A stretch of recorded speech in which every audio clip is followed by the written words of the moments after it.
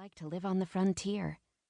But when you lived your whole life in a place like that, one untouched by time, one that never changed, even when you did, even when you lost the things you held most dear, it sometimes didn't feel like enough.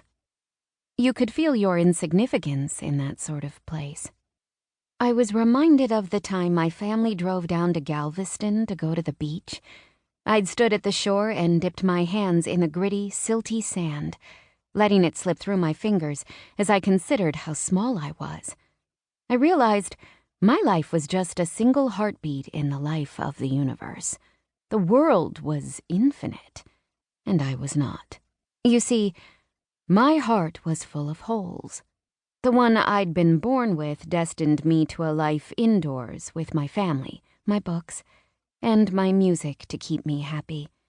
It stopped me from running barefoot through the fields behind our house, like Meg. It prevented me from tubing down the river with the kids my age. It restricted me to a life of physical inactivity, so I put everything I could into occupying my heart and soul and mind instead. The hole in my heart where my father used to be wasn't so easy to accept. People kept telling me I would survive his death just as I survived my physical condition, with patience and acceptance and that ever-marching time. Part of me believed them. The rest of me knew better. The only comfort was a vow I'd made from a pew in the tiny church somewhere far behind me. I would honor my father's life by living mine. I thought I'd been doing just that.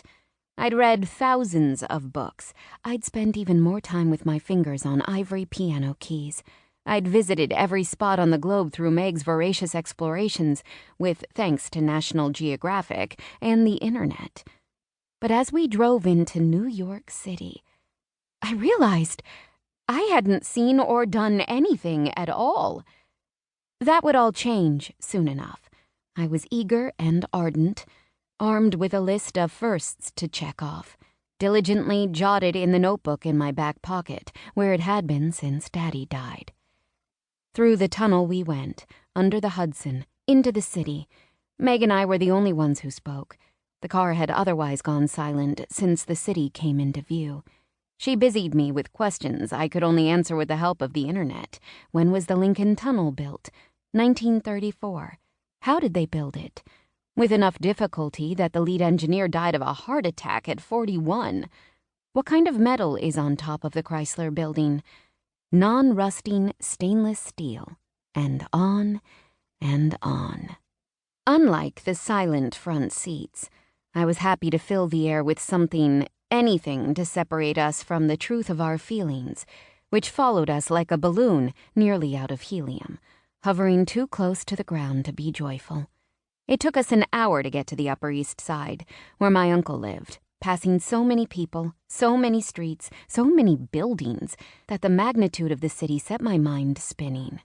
Through Central Park we went, looping around Madison to Fifth Avenue, the park on one side and beautiful old buildings on the other. My heart skipped and skittered as Elle pulled to a stop in front of the building where we'd live now that we had no home. A doorman in a forest green suit that matched the building's awning smiled amiably, moving to open Elle's door and mine at the same time. "Hello, ladies. Might you be the Daschles?" "Yes," I said with a smile as I took his offered hand and stepped onto the curb. "Oh, good. Mrs. Jennings has been anxiously awaiting you. I think she's called down a dozen times." I laughed. "This hour." He winked and snapped to attention, following Elle around the car to the trunk. "Name's George," he said, touching the bill of his hat with 2 fingers. "Oh, let me get that, Miss Daschle." "Thank you." Elle stepped back as he unfurled Mama's wheelchair. Meg slid out of the seat and into my side, her lips together and hands twined, her eagerness gone so completely. It was as if it had never existed. George unloaded our suitcases as Elle helped Mama into her chair. But when he closed the trunk and I caught sight of Mama's face, I found it touched with pride and pain and a smile that didn't reach her eyes. He rolled all 4 of the suitcases to the door.